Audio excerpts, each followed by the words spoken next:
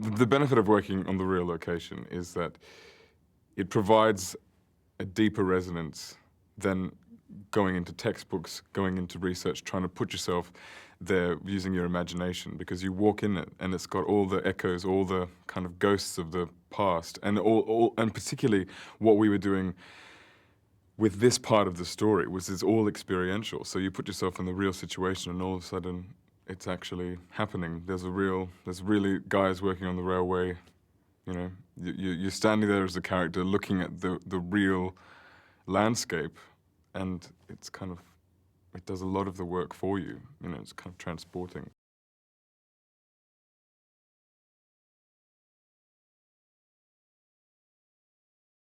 Jeremy and I did this great thing with the guys from the Burma, Thailand Railway Centre, where we actually went to the cuttings and cleared the spaces. So we actually went and did a similar task that the prisoners of war would be doing, which informed, you know, myself as an actor more than any written account could do, because there's only so much that you can learn from trying to put yourself in somebody else's shoes compared to actually going into somebody else's shoes and having that experience, which was, you know, sweaty and uncomfortable and mind-blowing, really.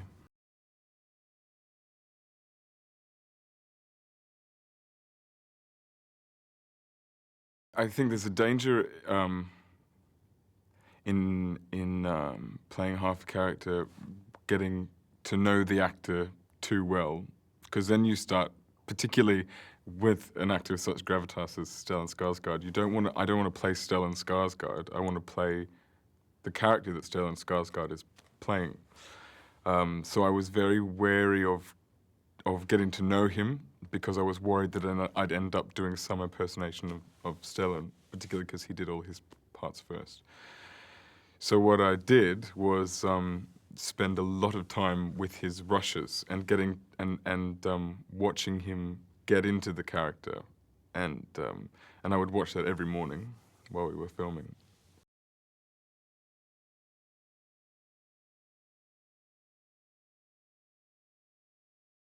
When you see the man that Stellan plays, I mean,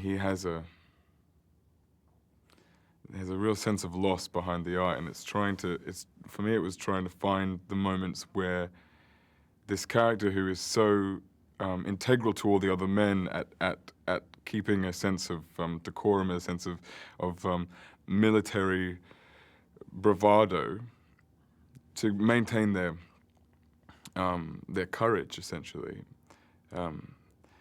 Finding those moments that it dips, that you see where the guy goes, you know, and it's finding those moments where I can go, oh, now I can see a bit where I can be like Stellan, or no, this is not a Stellan moment. This is a pre-Stellan bit. You know, this is a pre where the character ends up. So it's been an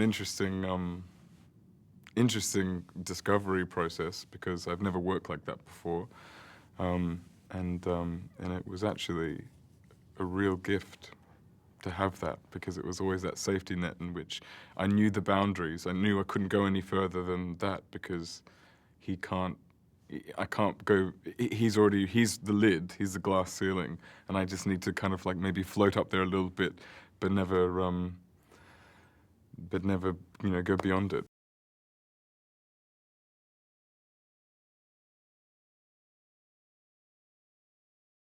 Because he's a career soldier, because he's very military orientated, he needs the men to keep fighting the whole time. He doesn't want anyone to turn around and say, you know, we are slaves, we're worthless, you know, and lose that morale. So he keeps pushing them to stand up straight, to be a man, to, you know. And then all of a sudden, when the radio is found, and they're all held accountable, particularly Eric, that guilt weighs into his entire life. And I think it's very, very important that Finley drives it, because he sees, he now spends the rest of his life trying to help the men out of the situation in which he's put them in.